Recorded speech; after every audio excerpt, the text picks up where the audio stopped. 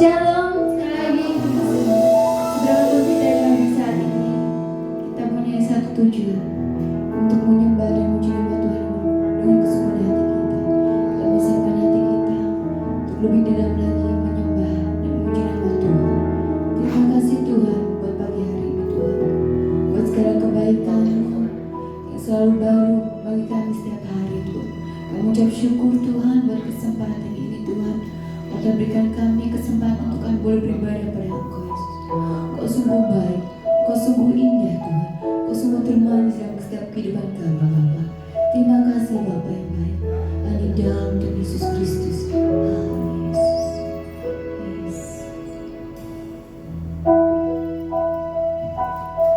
Terima kasih Tuhan Yesus.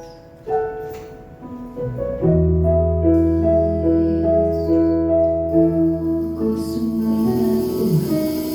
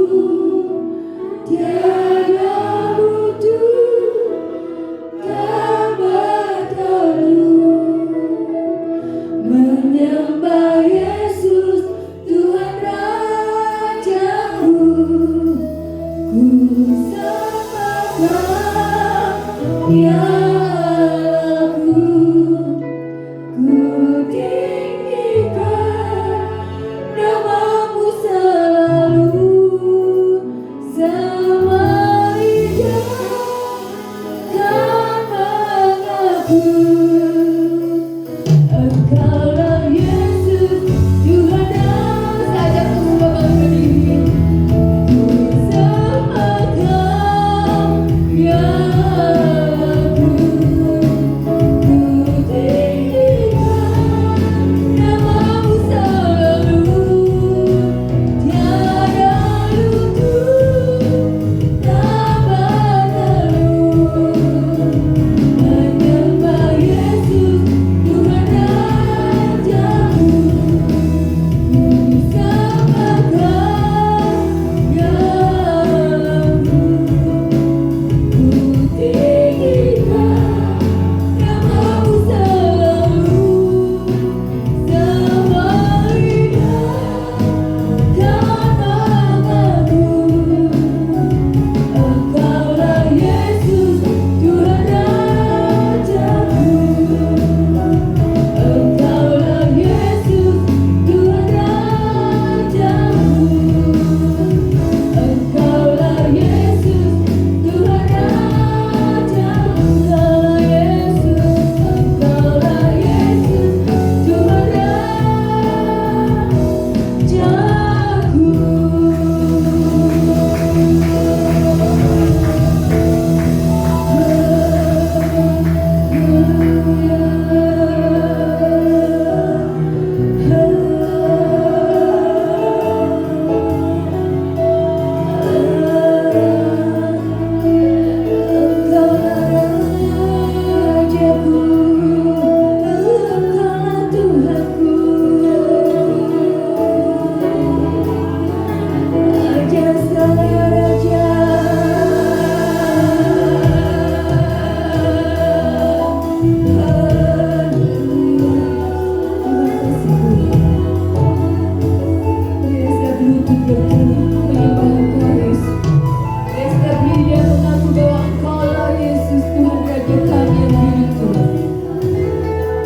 terima kasih Tuhan, terima kasih Yesus.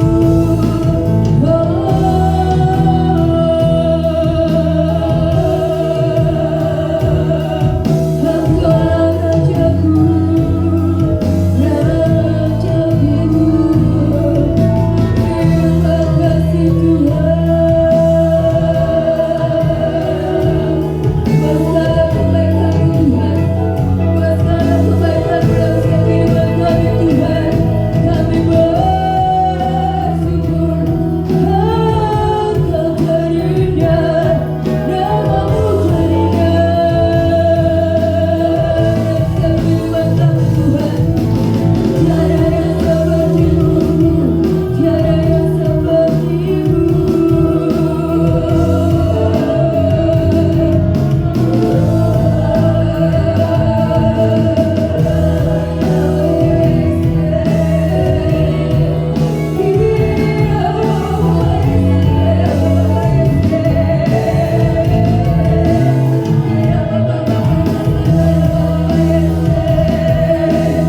Kami rindu Tuhan mencari wajah-Mu Tuhan. Kami rindu Tuhan mendengar Engkau berseru Yesus. Haleluya.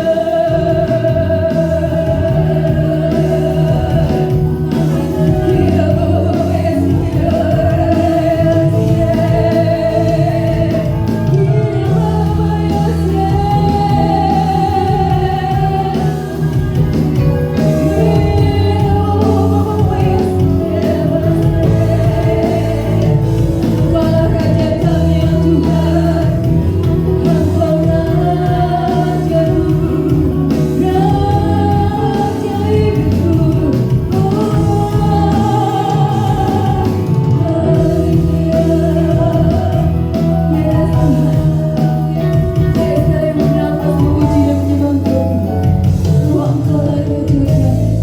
Terima kasih Tuhan.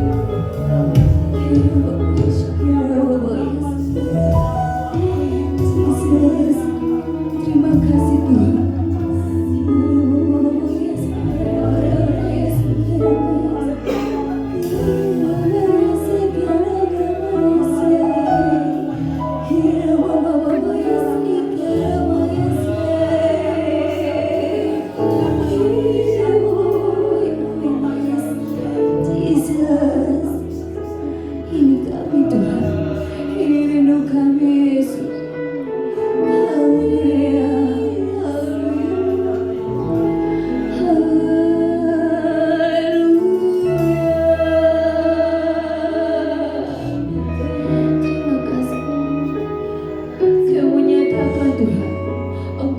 sungguh indah.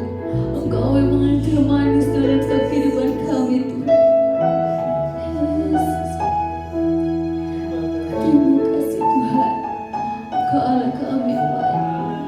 Yesus, oh Yesus, oh Yesus.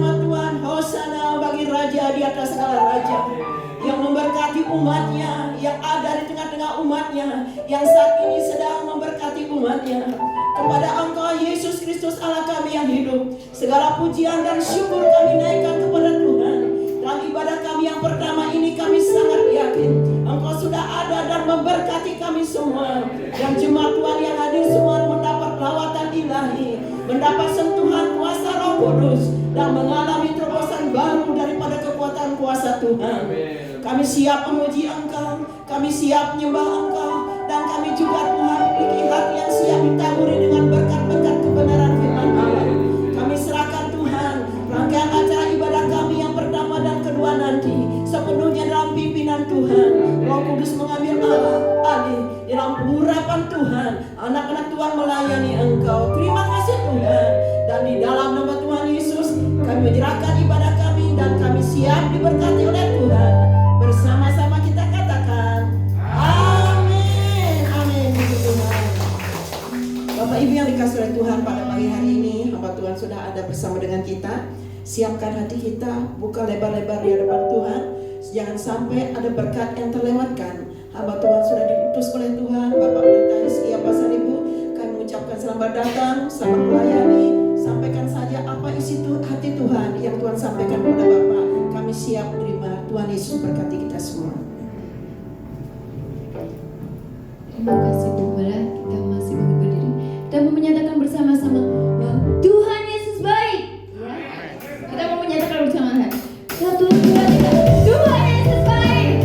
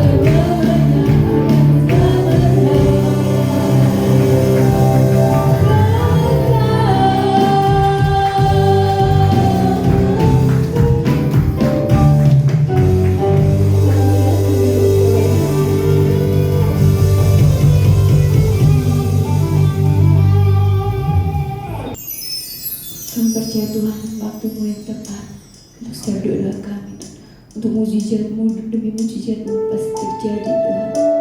Kami meyakini Tuhan, waktumu yang terbaik, waktumu yang tepat Tuhan. Kami sangat bersyukur Tuhan. Terima kasih Yesus.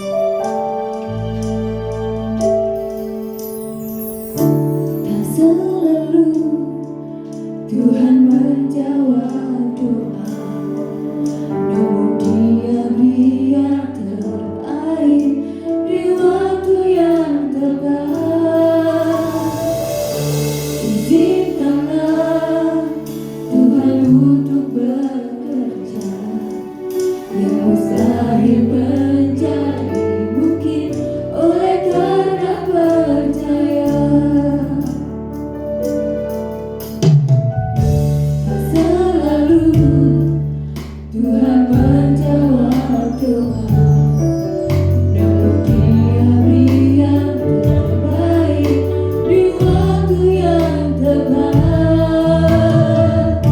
Izinkanlah Tuhan untuk bekerja, yang mustahil menjadi mungkin oleh karena percaya. Yesus mendengar lebih dari yang kudoakan. Yesus menjawab lebih dari yang kuharapkan. Dengan caranya di waktu yang tepat, ku melihat Dia jadikan semua. Saatnya untuk Bapak Ibu untuk berdiri. Tak selalu Tuhan menjawab doa, namun Dia beri yang terbaik di waktu yang tepat. Izinkanlah Tuhan untuk bekerja, yang mustahil menjadi mungkin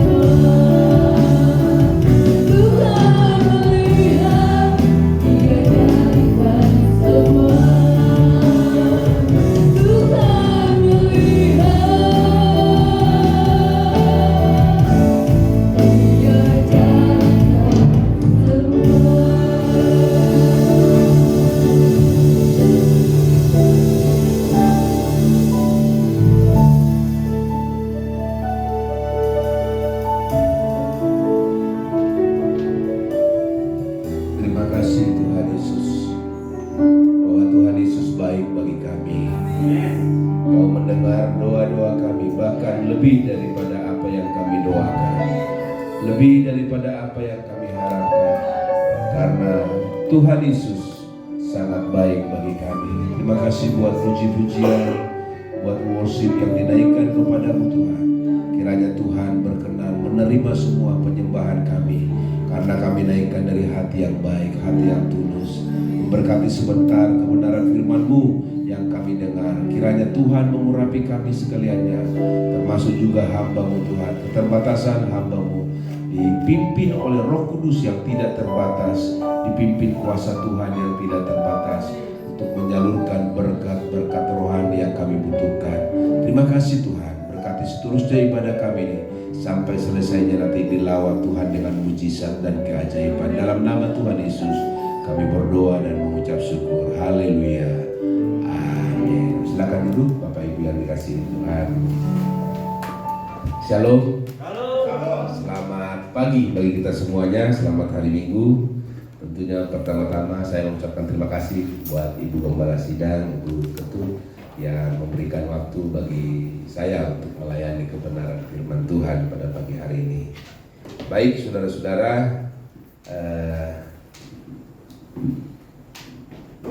mungkin saya kurang tahu ya, tidak semua mungkin mengenal ya, karena sudah lama juga tidak berjumpa dengan Bapak Ibu.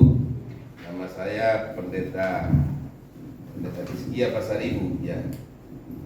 Saya melayani di Muara Karang ya.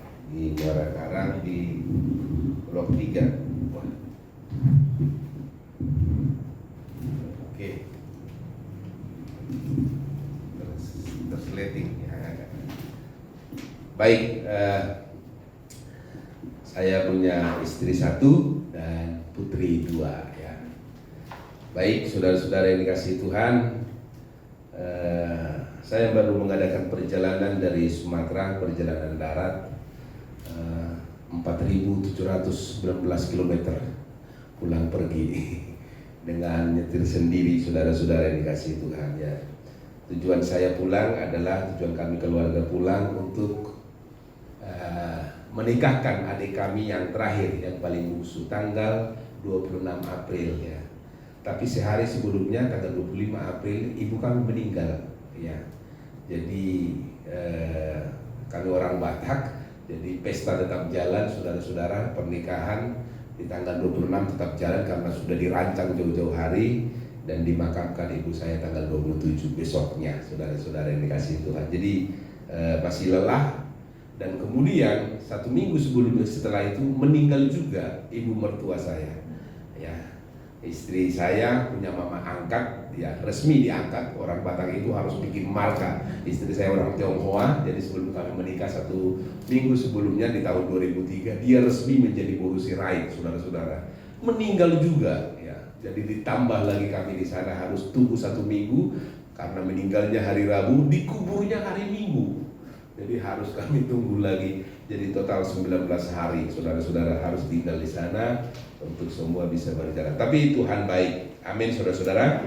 Dia tetap Allah yang baik bagi kita sekalian. Baik, kita akan membuka Alkitab kita di dalam Matius pasalnya yang ke-14. Matius pasalnya yang ke-14.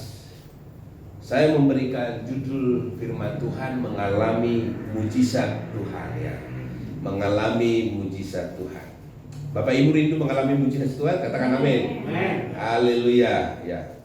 Di dalam teks kita di dalam ayat 22 sampai ayat yang ke-33, supaya tidak mengambil waktu banyak di ibadah pertama ini, saya tidak bacakan saudara-saudara yang dikasihi Tuhan, tetapi itu cerita berjalan, Yesus berjalan di atas air ya. Bapak Ibu tahu kan? Kemudian Petrus mengikuti Yesus berjalan di atas air, kemudian dia ragu dan mulai dia merasakan angin, sakal dan gelombang, kemudian dia juga jadi tenggelam juga. Akhirnya Tuhan tolong dan Yesus berkata, "Hai kamu yang kurang percaya." Nah, kita masuk di dalam teks itu, Bapak Ibu yang dikasihi Tuhan, di dalam pembacaan ini. Saudara, bagaimana kita mengalami mujizat Tuhan? Tentu tidak saja hanya mujizat-mujizat secara fisik, saudara-saudara. materi, kesehatan, tetapi bukankah kehidupan kita ini sebenarnya mujizat Tuhan? Amin. Kalau kita hadir di gereja, kalau kita ada di gereja saudara-saudara, dan kita duduk dan kita menyembah Tuhan, itu juga mujizat Tuhan, ya. Mujizat Tuhan yang luar biasa. Saya merenungkan Bapak Ibu yang dikasihi Tuhan, sebelum saya masuk ke teks ini, bagaimana Tuhan begitu mengasihi saya, ya. Bagaimana Tuhan begitu mengasihi saudara yang dikasihi Tuhan. Kadang-kadang kita kurang ingat saudara-saudara. Kalau kita berbicara tentang kasih Tuhan, ya sepertinya ya kasih Tuhan ya besar. Tapi kalau saya merenungkan Bapak Ibu yang dikasihi Tuhan, ini membuat saya kuat di dalam Tuhan. Bagaimana pengorbanan Tuhan, ya. Bagaimana Dia datang dari kemuliaan, dari kesempurnaan. Dia rela menjadi manusia, Dia rela dihinakan saudara-saudara yang dikasihi Tuhan. Bahkan dalam Alkitab berkata bahwa Dia tidak mengambil rupa kesetaraan dengan Tuhan. Disitulah Dia dicaci maki, diludahi, ditendang, ditinju, dipukul, dicambuk 39, 40 kurang 1 kali saudara-saudara. Sekali cambukan ada 3 kain yang masuk ke dagingnya, dicabik dan lain sebagainya. Makanya film yang kita lihat begitu mengenaskan, dan kitab Yesaya menggambarkan Dia tidak termasuk lagi dalam rupa manusia karena begitu buruk rupanya. Buat siapa saudara-saudara? Buat saya dan saudara. Kasih Tuhan, dan itu mujizat yang luar biasa. Makanya saya heran melihat orang Kristen saudara-saudara yang dikasih, mudah-mudahan tidak ada di tempat ini, gampang kecewa kepada Tuhan. Saya tidak masuk akal saudara-saudara. Gampang mundur dari Tuhan, gampang menyalahkan Tuhan. Kalau saya merasuk, dalam tanda kutip, merasuk kasih Tuhan ke dalam kehidupan saya merenungkan, ya, Dia menghujam tajam dalam batin saya tidak bisa berbuat apa-apa lagi. Semua karena kasih Tuhan, semua karena anugerah Tuhan kehidupan kita ini. Amin saudara-saudara. Jadi itu membuat kita kuat. Jangan sedikit-sedikit saudara-saudara yang dikasihi Tuhan kita menjadi mundur, menjadi loyo, menjadi lemah. Kita tidak tahu pengorbanan Tuhan yang luar biasa. Dia diperhadapkan ke imam besar Kayafas, dia diperhadapkan ke wali negeri saudara-saudara yang dikasihi Tuhan, sampai istrinya mimpi-mimpi, lepaskan orang yang bersalah ini karena tadi malam saya bermimpi begitu buruk katanya. Tapi Pilatus didesak oleh masyarakat Yahudi, bunuh dia, salibkan dia. Dan dia mencuci tangan, aku tidak mendapat kesalahan, tapi tahu juga dia harus disalibkan. Dan Yesus, Dia terdiam. Kitab Yesaya menggambarkan Dia seperti induk domba yang keluh ketika bulunya dihabisi. Dia seperti anak domba yang Dia dibawa ke pembantaian, bukan karena kesalahannya, tapi karena kesalahan kita. Renungkan ini Bapak Ibu yang dikasihi Tuhan, dan itulah mujizat yang terbesar dalam kehidupan kita. Amin. Amin saudara-saudara. Jadi kalau kita ada karena kasih karunia Tuhan, kalau kita ada karena kemurahan Tuhan, itu mujizat yang terbesar. Tidak ada mujizat yang terbesar dalam kehidupan kita sehingga kita beroleh keselamatan sampai hari ini. Tapi kita juga perlu mengalami mujizat-mujizat yang lain. Bagaimana kita mengalaminya saudara-saudara yang dikasihi Tuhan? Di dalam ayat ini, bagian yang pertama saudara-saudara, saya langsung loncat aja, saya tidak bacakan semuanya karena kita ada kebaktian kedua nanti. Di dalam ayat yang ke-23, dan setelah orang banyak itu disuruhnya pulang, Yesus naik ke atas bukit untuk berdoa seorang diri. Ketika hari sudah malam, ia sendirian di situ. Saudara, kalau kita baca di dalam cerita sebelumnya, sebelum Yesus berjalan di atas air, bertemu dengan murid-muridnya, saudara-saudara, apa yang terjadi? Peristiwa sebelumnya adalah Yesus dan murid-muridnya memberikan 5.000 orang makan, ya kan? Memberikan 5.000 orang makan, saudara-saudara, di tempat yang sunyi, di tempat yang sepi, tidak ada tersedia makanan. Tapi kita tahu bahwa makanan tercukupkan, mereka kenyang semua, bahkan sisa berapa bakul? 12 bakul, luar biasa. Dari sumbernya dari mana? 5 roti dan 2 ikan. Guru sekolah minggu tahu sangat. 5 roti dan 2 ikan. Tuhan Yesus yang memberkati, yang makan 5.000 orang, sisa 12 keranjang. Ada yang dari sekolah minggu dulu nyanyi itu, saudara-saudara, itu lagu favorit zaman dulu ya. Itu yang dicatat laki-laki. Di tempat saya wanita lebih galak makannya, saudara-saudara. Tapi di tempat ini nggak ada. Saudara yang dikasihi Tuhan, kalau ada laki-laki, ada anak-anak, dan kita tahu jatah 5 roti itu dan 2 ikan itu jatahnya seorang anak. Kemungkinan ibunya baik, sono ikut Tuhan Yesus, dengar dia ceramah. Tapi supaya kamu jangan lapar, ini rantangnya ya, ini bekalnya, nak bawalah nanti, siapa tahu nanti kamu kemalaman. Dibekali dia. Jadi kurang lebih kalau penafsir berkata kurang lebih ya 15.000 sampai 25.000 orang makan di satu tempat, di tempat yang sunyi, laki-laki dan perempuan dan anak-anak, antara 15 sampai 25.000 kumpul di situ. Saya mau pemikiran saudara yang dikasihi Tuhan, kita kongres nanti, pendeta-pendeta kongres GSJ, salah satunya saya panitia, saudara-saudara, tanggal 7 sampai tanggal 11 ya, kita itu akan berangkat ya ke Batu, Jawa Timur. Itu kumpul seluruh Indonesia. Ya. Pendaftaran sampai hari ini baru 1.400, masih 95% dari target yang kita butuhkan, karena kita perlu perubahan tata gereja, peraturan dan pelaksanaannya.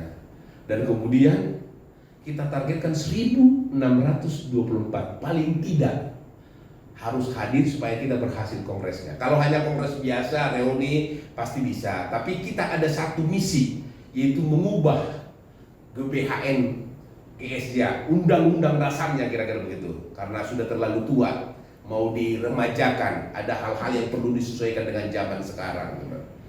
Itu di undang-undang dikatakan harus hadir 2/3 pemilik suara sah anggota Kongres GSJ Indonesia, sekitar 2.200. Jadi 2/3 kurang lebih 1.624, saudara-saudara, angka tepatnya saya kurang tahu, harus hadir.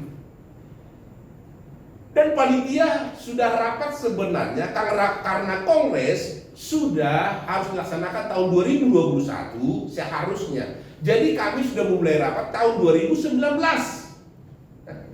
Karena diprediksi Kongres 2021 5 tahun sekali, terakhir di Bandung 2016, jadi jatuhnya 2021. Tapi karena pandemi ditunda, saudara-saudara, jatuhlah ke tahun 2023. Dan semua panitia bekerja keras, rapat, baik tatap muka, pergi ke venue-nya, pergi ke hotelnya, butuh 5-6 hotel, saudara-saudara, di Batu, hotel-hotel pendukung, karena menghadirkan pendeta-pendeta. Dipikirkan semua, saudara-saudara yang dikasihi Tuhan. Bagaimana kalau pendeta yang senior yang ada di sini? Bagaimana kalau orang daerah yang ada di sini? Bagaimana kalau kesehatannya? Dipikirkan semua. Capek lelah. Hanya menghadirkan 1.624 orang. Kebayang nggak ini? 15.000 sampai 25.000.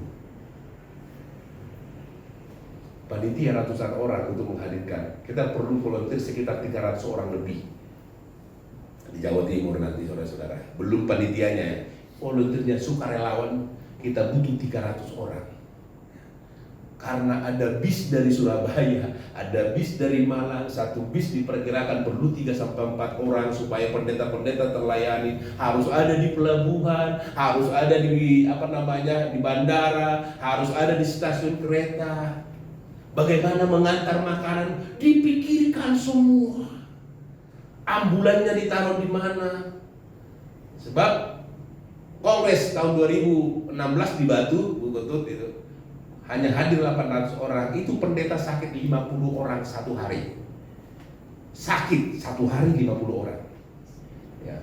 Saya kurang tahu mereka sakit benaran atau pingin dijamah oleh dokter ya, karena ada mereka dari kampung, dari perlu minum obat dan lain sebagainya, perlu sentuhan kasih, kira-kira begitu, perlu ditanya, saya kurang tahu. Pokoknya laporan data panitia Kongres 2016, pendeta sakit 50 per hari. Nah kalau ini 1.600 berarti 100 per hari. Dipikirkan semuanya, perlu berapa ambulans, bagaimana tendanya, panas, perlu dipasang kasih. Sibuk semua saudara-saudara. Hanya menghadirkan 1.624 orang. Saudara yang dikasihi Tuhan. Kenapa saya ungkap data itu sedikit? Karena ada hubungannya dengan kelelahan. Bagaimana Tuhan Yesus dan murid-murid hanya 12 orang, bukan 300 orang, melayani sekitar 15.000 orang, melayani sekitar 10.000 orang, dan mereka kenyang semua. Tidak ada yang bertengkar. Karena itu Filipus sempat khawatir, Tuhan suruhlah mereka pulang. Tidak ada tempat makanan di sini, tidak ada makan, suruhlah mereka pulang. Karena dia pikir saudara-saudara lebih enak kalau mereka pulang daripada dilayani. Tapi Yesus berkata, engkau harus kasih mereka makan. Nah tiba kita kepada ayat ini saudara-saudara, disuruh orang itu pulang, dan kemudian Yesus naik ke atas bukit untuk berdoa seorang diri. Ketika hari sudah malam, ia sendirian di situ. Yang pertama, bagaimana kita mengalami mujizat, saudara-saudara, kita harus setia untuk berdoa. Katakan amin. Amin. Tidak ada kamus, saudara-saudara yang dikasih Tuhan, kita diberkati Tuhan ketika kita tidak berdoa. Kita diberkati Tuhan ketika kita jauh dari Tuhan, tapi Tuhan memberkati kita ketika kita setia berhadap-hadapan dengan hadirat Tuhan, ada di dalam hadirat Tuhan. Saudara yang dikasihi Tuhan, seharusnya yang dilakukan biasanya kan kalau kita buat camp, retreat dan lain sebagainya, kita sudah lelah ya. Biasanya panitia yang dilakukannya adalah pembubaran panitia, betul ya? Bapak Ibu ya, anak-anak muda yang biasa misalnya ada retreat, anak muda sudah lelah, sudah dipersiapkan sebulan 2 bulan, aduh kita lelah, udah berhasil retreat kita ya, semua dijamah Tuhan, ayo kita kumpul-kumpul, kita evaluasi dan terakhir makan, begitu kan biasanya kan? Tapi Tuhan Yesus gak makan itu, dia suruh semua pulang. Kemudian dia suruh murid-muridnya itu bertolak dengan perahu mendahuluinya, dan dia pergi ke tempat yang sunyi. Dia berdoa di situ. Wah. Ada istilah orang Kristen berkata, banyak berdoa banyak berkat. Sedikit berdoa, sedikit berkat. Tidak berdoa, sebenarnya kita tahu itu saudara-saudara. Berdoa gampang diucapkan. Berdoa gampang, sangat gampang diucapkan. Tapi untuk continue, untuk konsisten, untuk kita berdoa, saudara-saudara, itu yang perlu pergumulan, ya, disiplin diri, taat kepada Tuhan, saudara-saudara yang dikasihi Tuhan. Karena apa? Ya, karena memang itu tantangan kita. Belum lagi saudara-saudara tipuan dari si iblis. Kita nyaman-nyaman saja ketika kita tidak berdoa. Kita tidak merasa apa-apa ketika kita tidak berdoa. Jadi kita teruskan untuk kita tidak berdoa. Tapi sebenarnya saudara-saudara dikasih Tuhan, bagaimana saudara dan Yesus mengalami mujizat dalam kehidupannya, dia harus berdoa kepada Bapaknya.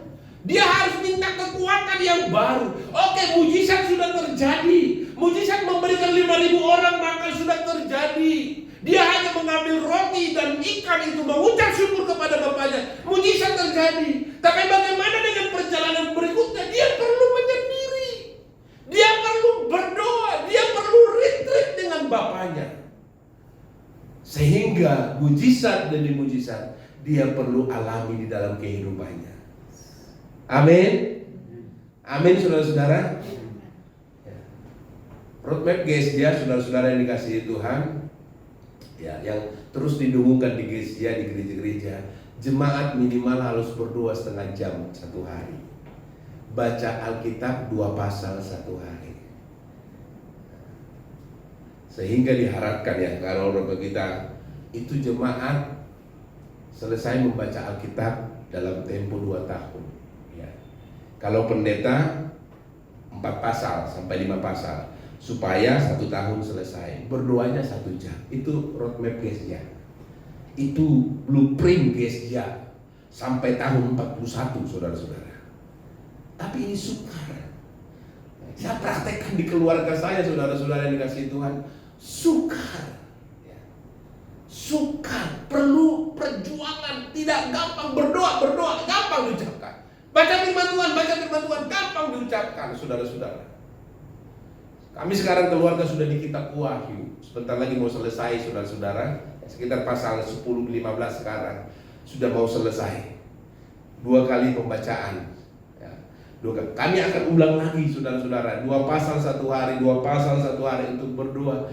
Tapi tidak bisa juga setiap hari. Saya harus mengakui, saudara-saudara, bangun pagi-pagi udah sibuk mau kuliah. Belum lagi kalau anak saya mau ujian, saudara-saudara, bangun jam 5 pagi untuk dia belajar. Saya mau cari waktu di mana bersama anak-anak saya. Sukar, saudara-saudara dikasihi Tuhan. Malam sudah lelah kelihatannya. Jadi kadang-kadang miss kami di dalam pembacaan Alkitab dan berdoa. Tapi saya berjuang terus, saudara-saudara.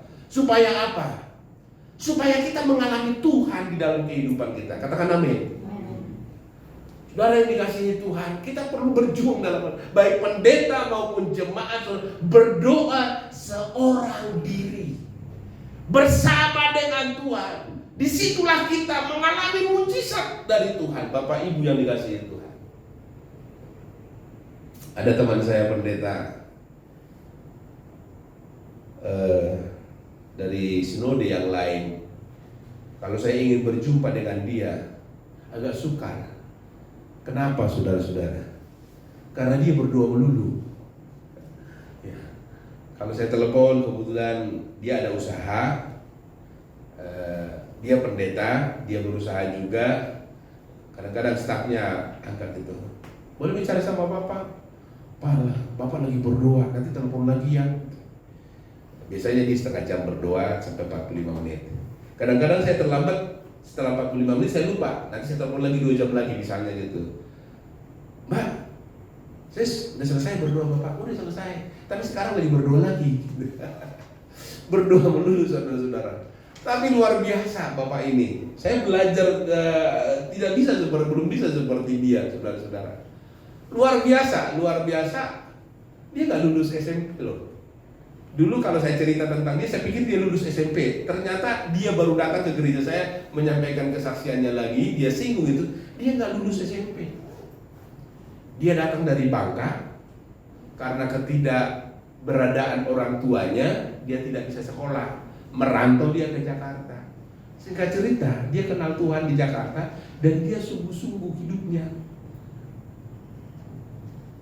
Dan luar biasa Tuhan memberkati dia.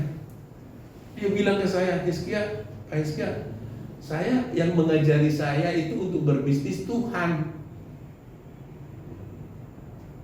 Dia usahanya gulung kabel, saudara-saudara, buat stabilisator listrik. Kan gulung kabel kan kita pikir gampang lah gitu ya, gulung kabel. Tapi dia berdoa loh, dia bilang begini, Tuhan ajari saya gulung kabel gitu. Hal yang tidak perlu didoakan menurut kita, tapi dia berdoa. Luar biasa. Tuhan ajari dia bisnis. Sehingga dia semakin berkembang, semakin diberkati Tuhan, gak lulus SMP. Sampai punya rumah di Australia. Punya rumah beberapa di apartemen, punya rumah di kota, saudara-saudara. Rumahnya seringkali dipakai gereja, dibuat gereja. Kadang-kadang dia ditipu oleh pendeta, saudara-saudara, buat gereja ternyata buat pribadi. No problem gitu. Baru-baru ini dia ditipu orang 300 juta, tapi Tuhan kembalikan 900 juta. Luar biasa, nggak lulus SMP. Satu saat dia di Australia. Terus anak buahnya telepon, Pak, salah satu mesin gulung kita itu mesinnya besar-besar, saudara-saudara, mesin produksi dari Jerman gitu, nggak bisa nyala. Kenapa? Nggak tahu, Pak. Terus apa yang kamu perbuat? Saya udah panggil teknisi katanya, terus nggak bisa juga. Ya udah, tunggu Bapak pulang dari Australia sekitar seminggu lagi. Dia datang, saudara-saudara, rumahnya di daerah Mangga Besar, Mangga 2. Dia datang, apa yang dilakukan? Mana mesin yang rusak? Pegawainya antar dia, itu Pak. Dia tunjuk itu mesin, dalam nama Tuhan Yesus, mesin jalan. Wow, keren. Dites saudara-saudara, jalan itu mesin. Gak masuk akal kan? Saya pernah mogok mobil, saya pinjam mobil teman mogok. Saya nggak kepikir berdua loh buat mobil yang mogok. Ya kan bapak-bapak kan, yang kepikir kalau kita mogok cari apa? Cari bengkel. Kalau kita ngerti kita kotak-katik sedikit, ada obeng, ada tang, betul kan? Ada kunci pas ya, kita ngerti, misalnya businya kita buka, kita coba bersihkan. Masa kita berdoa di pinggir motor gitu kan? Tapi kalau dia berdoa loh, mesti didoakan. Rupanya bisa. Saya nggak percaya. Emang bisa Pak didoakan mesin? Kan panggil teknisi dong. Ya udah, tanya aja pegawai saya, mana mesin yang didoakan oleh Bapak, tanya. Sampai sekarang nyala. Nah, ini dikasih Tuhan, tidak ada yang mustahil bagi Tuhan. Amin. Amin, saudara-saudara. Jadi bukan berarti kalau yang sakit perlu kita doakan pasti dapat mujizat. Kalau mesin, ya nggak mungkin lah, namanya juga besi gitu. Mungkin, karena bagi Tuhan tidak ada yang tidak mungkin. Dia, aduh, kalau saya banyak kesaksian tentang dia, saudara-saudara, luar biasa. Tapi hidupnya berdoa. Saya masih belajar sama dia, saudara. Saya rindu datang. Saya juga rindu datang, saudara-saudara, kepada dia, Bang, gitu. Saya mau ke rumah Bapak itu gitu, untuk berdoa saja. Nggak ada motivasi apa-apa. Saya sering untuk berdoa saja. Oh Pak, saya datang ya. Apain datang? Untuk berdoa saja. Ya udah datang. Ambil gitar. Kemudian penyembahan, kami masuk di dalam doa. Saya mohon dia impartasi roh doa itu dalam kehidupan saya, saudara-saudara. Saya datang dari Muara Karang untuk berdoa saja. Setelah itu saya pulang. Adik saya juga dari Cijantung datang, saudara-saudara. Datang gitu. Untuk apa? Untuk berdoa saja. Nanti dia pulang lagi berdoa 45 menit. Dia pulang dari Cijantung ke Mangga Besar, ke Mangga 2, saudara-saudara. Kerinduan kita seperti Tuhan Yesus. Udah lelah memang, udah praktek hidup, udah banyak saudara-saudara yang dikasih Tuhan. Tapi berdoa perlu kita tingkatkan supaya kita mengalami mujizat di dalam kehidupan kita. Katakan amin. Amin. Bagian yang kedua, saudara-saudara, saya sampai jam berapa? Ibadah yang pertama sampai setengah 11 ya. Bagian yang kedua, saudara-saudara yang dikasih Tuhan, di dalam ayat yang ke-29. Ada teksnya di situ. Kata Yesus, datanglah. Maka Petrus turun dari perahu dan berjalan di atas air mendapatkan Yesus. Saudara, setelah gelombang dan angin sakal itu menggoncangkan murid-muridnya, kan Yesus datang nih. Yesus datang, saudara-saudara yang dikasihi Tuhan. Pemahaman saya dulu kurang lebih begini. Ketika Petrus turun dari perahu, dia coba berjalan, dia melangkah 1 langkah, 2 langkah, saudara-saudara. Kemudian dia mulai bimbang dan kemudian dia tenggelam. Tapi kalau kita baca, Bapak Ibu yang dikasihi Tuhan, rupanya Yesus menyuruh orang murid-murid itu untuk meninggalkan dia sekitar sore hari, saudara-saudara, sekitar menjelang malam.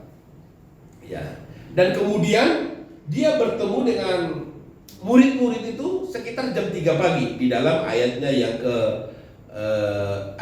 ke-25. Jadi kurang lebih ada 9 jam, 8 jam sampai 9 jam ya. Gap atau jarak antara Tuhan Yesus menyusul mereka, saudara-saudara, di tengah danau itu. Dan ketika mereka terombang-ambing, ya, murid-murid merasakan angin sakal, Yesus datang jam 3 pagi. Dan dikatakan di dalam ayat itu, saudara-saudara yang dikasihi Tuhan, ayat yang ke-26, ketika murid-murid melihat dia, Yesus berjalan di atas air, mereka terkejut dan berseru. Mereka tidak mengenali Yesus. Makanya dikatakan itu apa bilang? Hantu. Ya. Hantu, saudara-saudara. Jadi murid-murid ini rupanya lebih percaya hantu mengadakan mujizat daripada Tuhan Yesus. Itu yang pertama. Walaupun mereka bersama-sama dengan Tuhan Yesus, kenapa mereka tidak berpikir bahwa itu Yesus? Kan ada mujizat nih kan. Jam 3 pagi, jam 3 subuh, ya. Mungkin di tengah-tengah sinar bulan, mereka melihat dari kejauhan ada sosok mengadakan mujizat. Kenapa tidak berpikir bahwa itu Yesus? Kenapa mereka berpikir hantu lebih bisa membuat mujizat daripada Yesus, saudara-saudara? Itu yang pertama. Yang kedua, ketika Yesus datang, ya, mereka ada jarak. Ada jarak. Saya pikir tadi begitu dia melangkahkan kaki, rupanya gap atau jarak antara 9 jam itu, di situ Yesus datang. Jadi mereka tidak terlalu mengenali Petrus khususnya. Makanya Petrus berkata, kalau itu engkau Tuhan, suruhlah aku datang. Jadi dia ragu-ragu. Jadi kemungkinan saudara-saudara, antara penglihatan yang jelas dengan samar-samar itu Tuhan atau hantu, ada jarak yang agak jauh.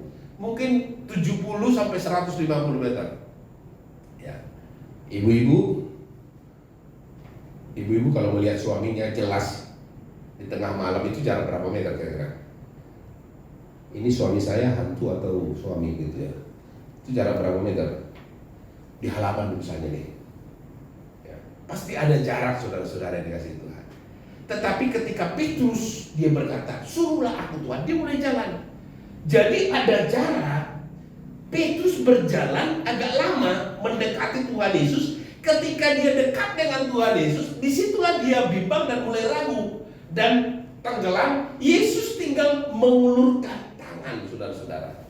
Artinya begini, Bapak Ibu yang dikasihi Tuhan, ketika di luar dengan di dalam perahu, ya, di luar dan di dalam perahu, walaupun sama-sama mengalami badai, angin, ya, terpaan, gelombang, pasti masih lebih nyaman di dalam perahu. Kalau dia meloncat, saudara-saudara, udah pasti tenggelam seperti cerita itu. Tapi kalau dia ada di dalam perahu, ya, minimal walaupun sama-sama tenggelam nanti perahu itu pecah, saudara-saudara, masih ada waktu, masih ada jeda untuk dia hidup. Dan kalau kapal itu pecah, barang-barang keluar, ada sesuatu yang menjadi pegangan untuk bertahan sampai nanti nelayan datang untuk menyelamatkan. Artinya apa, saudara? Zona nyamannya sebenarnya di dalam perahu. Ketika mereka mengalami badai goncangan. Tetapi Tuhan berkata, datang, keluar. Kalau saudara dan saya mau mengalami mujizat, saudara-saudara yang dikasihi Tuhan, saudara harus keluar dari zona nyaman saudara. Katakan amin. Harus melompat, harus ikut. Di dalam, saya catat apa yang dikatakan oleh pengkhotbah besar saudara-saudara, namanya Reinhard Bonnke. Dia berkata begini, kalau engkau ingin mengalami mujizat, engkau perlu keluar dari perahu dan berjalan mendekati Yesus di atas gelombang. Amin. Kalau kita mau mengalami mujizat, kita perlu meloncat dari perahu, dari zona nyaman kita, keluar dan mendekati Tuhan Yesus. Ada kalimat yang berkata begini, kenyamanan adalah musuh dari mujizat. Mujizat membutuhkan tantangan. Amin. Waktu COVID kemarin, saudara-saudara, Bapak Ibu yang dikasihi Tuhan, tidak ada ibadah, ya. Waktu masa pandemi yang ganas-ganasnya itu, ya, kami tetap beribadah secara online, tapi kami hanya kumpul satu keluarga. Ya, saya berempat, kemudian ada seorang anak perempuan putri yang mau mempersiapkan diri masuk sekolah Alkitab. saudara-saudara. Jadi dia tinggal dulu tempat kami. Jadi kami berlima dan kemudian adik saya main musik. Jadi kami berlima saja untuk ibadah. Nanti sementara jemaat akan ikut dari online, saudara-saudara. Saudara yang dikasihi Tuhan, masa normal saja kami tidak bisa renovasi gereja karena gereja udah rumah tua, bocor di mana-mana. Kalau kami pergi, saudara-saudara, selalu di dalam gereja itu ada 3 ember itu. Ya, takutnya kami lagi di luar, hujan datang. Dan kemudian di belakang saudara ada 5 ember. Sengaja kami beli. Jadi kalau kami keluar supaya jangan banjir, kami taruh, kan tahu tuh bekas-bekasnya nanti jatuhnya di mana kalau hujan gitu ya. Supaya nyaman ketika kami di luar gitu ya. Ya puji Tuhan kalau tidak hujan ya semua jadi kering gitu. Nah, itu tukang udah bolak-balik saudara-saudara.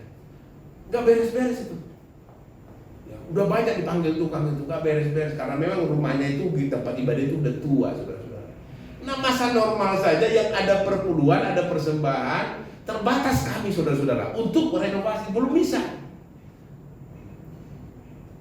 Tapi masa pandemi saudara-saudara, Tuhan bilang mumpung tidak ada ibadah, kamu harus renovasi gereja ini.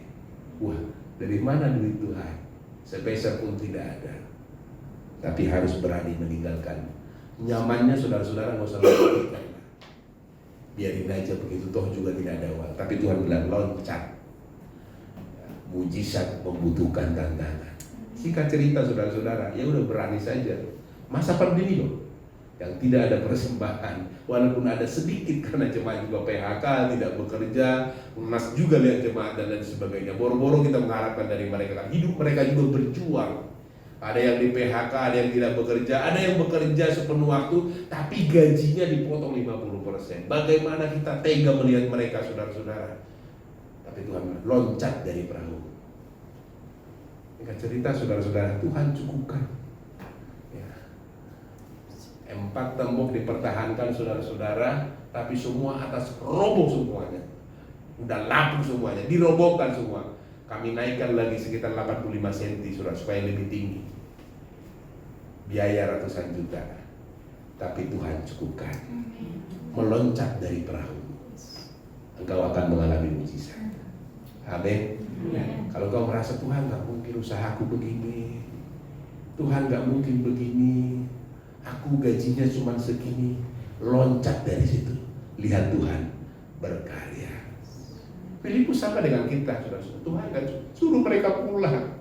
Uang kita hanya $200. Singkat cerita $200 hanya 2.500 orang bisa makan dengan harga 10 ribuan, kira-kira demikian. Kalau uang sekarang makan warteg paket 10.000, pakai tempe, pakai sayur 10.000, ya itu hanya bisa makan 2.500 orang. Sementara laki-laki yang lain masih ada 2.500 orang. Sementara wanita masih ada sekitar 5.000 orang. Sementara anak-anak masih ada 5.000 orang. Makanya Filipus berkata, zona nyaman kita, suruh mereka pulang. Kita nggak repot nih. Tapi Yesus berkata, loncat dari situ, kasih mereka makan, dan engkau akan mengalami mujizat. Amin, saudara-saudara.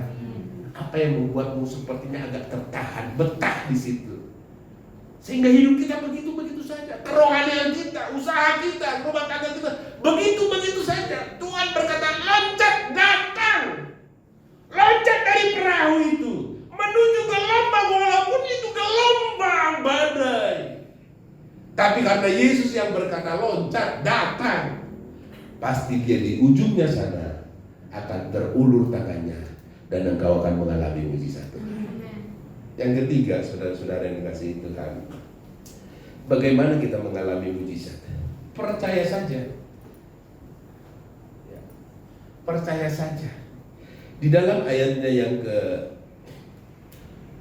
31 ya, atau 30 saya baca ya. Tetapi ketika dirasanya Petrus ini tiupan angin, takutlah ia dan mulai tenggelam, lalu berteriak, Tuhan tolonglah aku. Segera sesudah Yesus mengulurkan tangannya, memegang dia dan berkata, hai orang yang kurang percaya, mengapa engkau bimbang?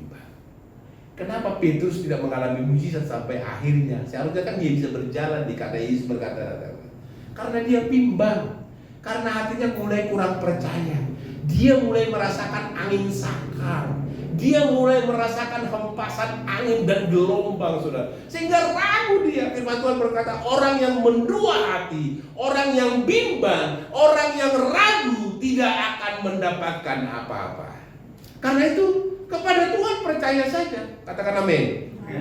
Percaya saja, nggak masuk akal, percaya saja. Karena Tuhan yang berkata. Kalau Tuhan berkata datanglah, ya udah datang. Kan dia udah berkata, kalau engkau itu Tuhan suruhlah aku datang. Yesus berkata datang. Tapi di tengah-tengah perjalanan dia mulai bimbang, sehingga dia terjerumus kembali. Saudara yang dikasihi Tuhan, kadang-kadang percaya itu kan nggak masuk akal, menghayal gitu. Tapi itu yang berkata Tuhan, kita harus percaya saja. Kalau Tuhan yang berkata, engkau mendapat mimpi, engkau mendapat ilham, engkau mendapat wahyu, engkau mendapat penglihatan. Orang lain berkata enggak mungkin, tapi karena engkau yang berkata, kalau engkau yang melihat, engkau yang bermimpi, dan Yesus berkata iya, dia percaya saja. Jangan percaya kepada kata orang yang berkata tidak mungkin. Kita harus percaya kepada Tuhan. Amin. Percaya saja, percaya saja, semua pasti jadi. Percaya saja, percaya saja.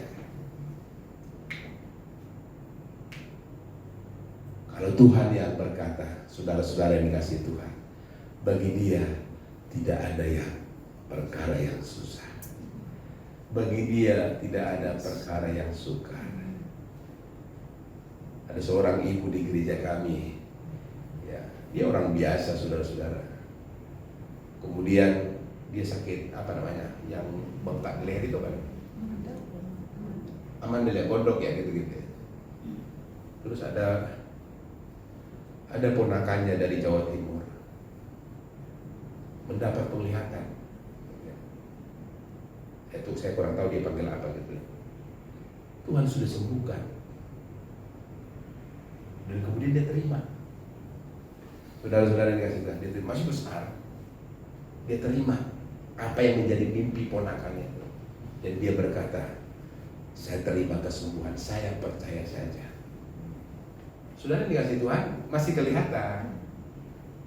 Tapi lama-lama beberapa hari kemudian atau beberapa minggu, suaminya kaget. Loh, baru nggak gitu, di lehermu kok nggak ada benjolan lagi? Masa sih, katanya gitu. Iya. Saudara yang dikasihi Tuhan, hilang begitu saja.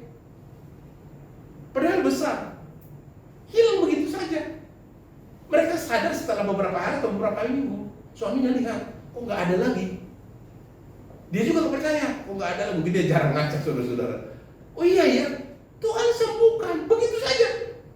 Dan sampai sekarang sembuh, udah bertahun-tahun, udah puluhan tahun, sampai sekarang sembuh. Jadi kalau Tuhan yang berkata kepada ponakannya, tantemu atau apanya lah gitu ya, pasti sembuh. Percaya saja, dan dia aminkan, saudara-saudara. Jadi kalau Tuhan yang berbuat, Tuhan yang berkata, percaya saja. Katakan amin. Tuhan itu luar biasa. Tuhan yang Allah yang kreatif, saudara-saudara. Filipus hanya berpatokan kepada uang 200 dinar, memberikan 5.000 orang makan. Dia bergumul, Tuhan Yesus, habis nanti uang kita. Kita udah tabung 200 dinar, berapa lama ini? Dia berpikir, hanya 200 dinar yang mencukupkan 5.000 orang makan.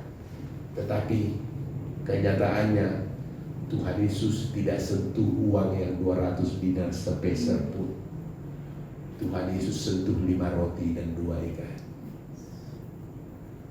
Bapak-bapak atau ibu-ibu yang punya anak, mungkin aku gak bisa menyekolahkan anak di tempat pendidikan yang baik karena gajiku hanya 3-4 juta, hanya bisa berputar untuk makan sehari-hari. Engkau berpikir tentang uang 4 juta.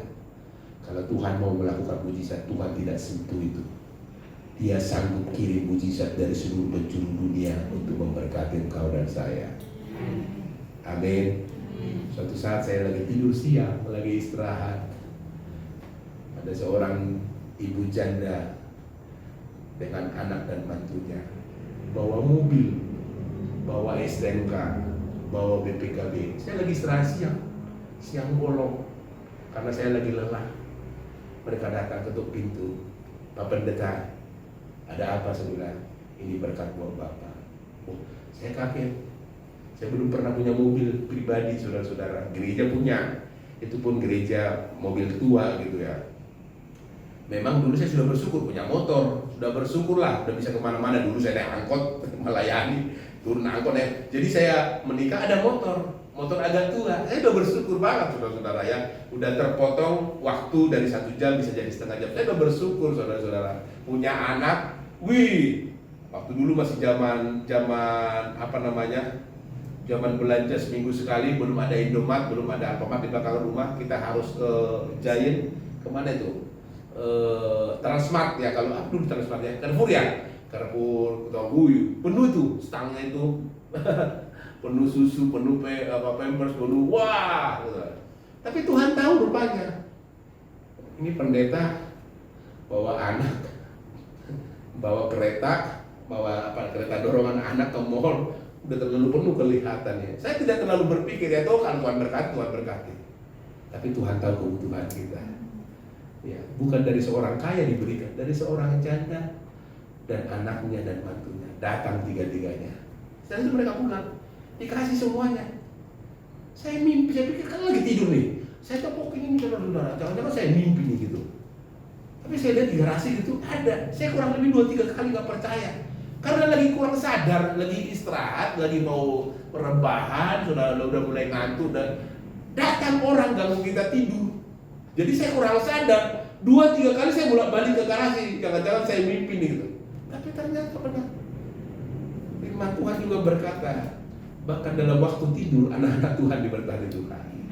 Amin, saudara-saudara. Percaya saja. Apa yang Tuhan katakan, percaya saja. Ya. Tuhan berkata buat pemuda dan pemudi, engkau akan nikah tahun depan. Gitu. Percaya saja, loh. Saya belum ada jodoh Tuhan, loh. Tuhan siapkan. Amin. Kalau Tuhan berkata suamimu yang belum ke gereja masih hidupnya dalam tanda kutip masih di luar sana, ingatlah suamimu tahun ini akan diberkati Tuhan, akan datang di gereja. Percaya saja. Amin, saudara-saudara. Kalau Tuhan berkata anakmu akan menjadi anak yang luar biasa, oh Tuhan bagaimana dia nakalnya, bagaimana dia tidak belajar sering bolos gitu. Tapi kalau Tuhan yang berkata, Tuhan akan mengubahkan dia menjadi anak yang baik, anak yang pintar. Karena di tangan Tuhanlah semua proses kehidupan kita ini. Dia klik sedikit, hati anak itu bisa berubah. Amin. Dia klik sedikit, otak kita hanya diluruskan sedikit, saudara-saudara. Ya. Anak yang nilainya hanya 5 bisa 10 dan 9. Karena semua di tangannya Tuhan. Kita harus percaya apa yang Tuhan katakan dalam kehidupan kita. Tuhan memberkati. Bapa di dalam surga, terima kasih Tuhan. Terima kasih buat keajaiban Tuhan, buat mujizat Tuhan. Biar kami alami di dalam kehidupan kami. Tuhan tolong kami Tuhan, supaya kami setia berdoa kepada Tuhan. Tuhan, supaya kami percaya Tuhan, walaupun Tuhan menunggu kami di atas gelombang, di atas badai, di atas angin sakal, tapi karena Tuhan yang menyuruh kami meloncat, kami harus percaya saja kepada Tuhan. Maka kami akan mengalami mujizat yang luar biasa. Tuhan tolong kami Tuhan, setiap saat. Bukan saja mujizat berkat jasmani, tapi berkat seluruhnya, seutuhnya, holistik yang kami terima daripada Tuhan. Yang lengkap kami terima dari Tuhan. Berkat jasmani, berkat rohani, kesetiaan, berkat damai sejahtera, berkat sukacita, berkat di tengah-tengah keluarga. Apabila kami bisa tertawa suami istri, berpelukan satu dengan yang lain, tidak ada jeda di antara kami, antara orang tua dengan anak, itu juga mujizat bagi keluarga kami. Terima kasih Tuhan. Di gereja kami apabila kami mengalami keharmonisan antara pelayan-pelayan Tuhan dengan jemaat satu dengan yang lain, jemaat bertumbuh bertambah banyak, itu juga mujizat bagi kami. Biar kami mengalami mujizat di dalam kehidupan kami setiap hari. Setiap hari. Karena Tuhan kami Tuhan yang ajaib dan luar biasa. Haleluya. Terpujilah namamu Tuhan Yesus. Terpujilah namamu Tuhan. Mari kita berdiri bersama-sama. Saudara yang ingin saya doakan, cukup di tempat saja karena waktu, saya tahu waktu kita sudah terbatas. Saudara pejamkan mata, tapi kalau engkau ingin mengalami mujizat apapun, saya berdoa dari tempat ini. Taruhlah tanganmu di dadamu kalau engkau ingin merasakan mujizat Tuhan. Haleluya, saya kurang tahu mujizat keharmonisan kah di tengah-tengah keluargamu, mujizat keuangan kah, kesembuhan kah, pekerjaan kah, hubungan bukan dengan orang tua. Saya kurang tahu, kayak saya tidak mengenal saudara. Tapi ketika engkau responi firman Tuhan, engkau taruh tanganmu di dadamu, Tuhan mulai berkarya dalam kehidupanmu. Setialah berdoa, hanya 3 pesan firman Tuhan pada pagi hari ini. Meloncatlah dari zona nyamanmu karena Tuhan menunggumu. Dan percaya saja apa yang Tuhan katakan, walaupun tidak masuk akal, walaupun tidak masuk nalar, tidak terpikirkan.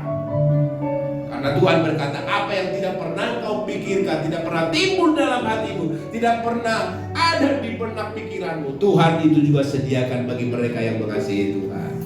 Tuhan jamah mereka. Ada tangan-tangan yang ditaruh di dadanya. Hamba tidak tahu mujizat apa yang mereka butuhkan, tapi mereka responi firman Tuhan, tanda mereka membutuhkan mujizat Tuhan. Bukan saja mujizat keuangan, mujizat apapun yang mereka dambakan dari Tuhan. Jamah kehidupan mereka, tolong mereka Tuhan. Karena Tuhan kami Tuhan yang ajaib. Berkati tangan-tangan yang ditaruh di dada mereka Tuhan. Berkati kehidupan mereka, berkati pekerjaan mereka, berkati masa depan mereka, berkati keluarga mereka, kesehatan mereka Tuhan. Berkatilah semuanya. Makasih Bapa di dalam surga. Haleluya, haleluya, haleluya. Hatiku percaya. Amin. Hatiku percaya.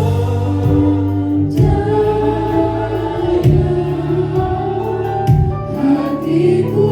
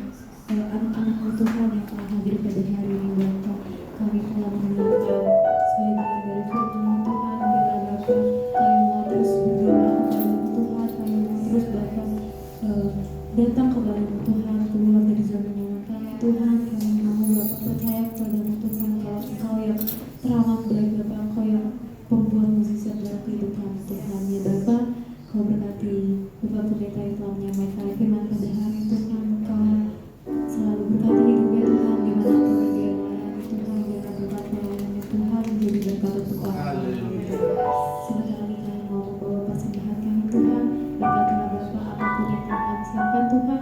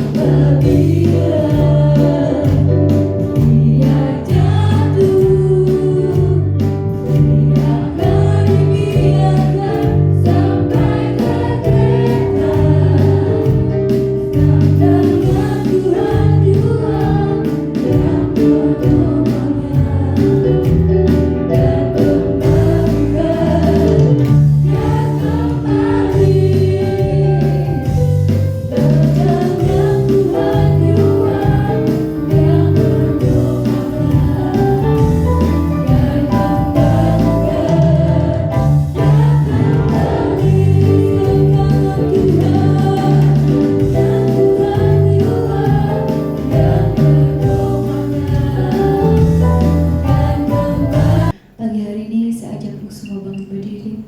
Kita mau sama-sama menyatakan sebab Tuhan baik. Yesus, terima kasih Tuhan. Terima kasih Yesus. Tuhan baik, bahwasanya untuk selamanya kasih setianya.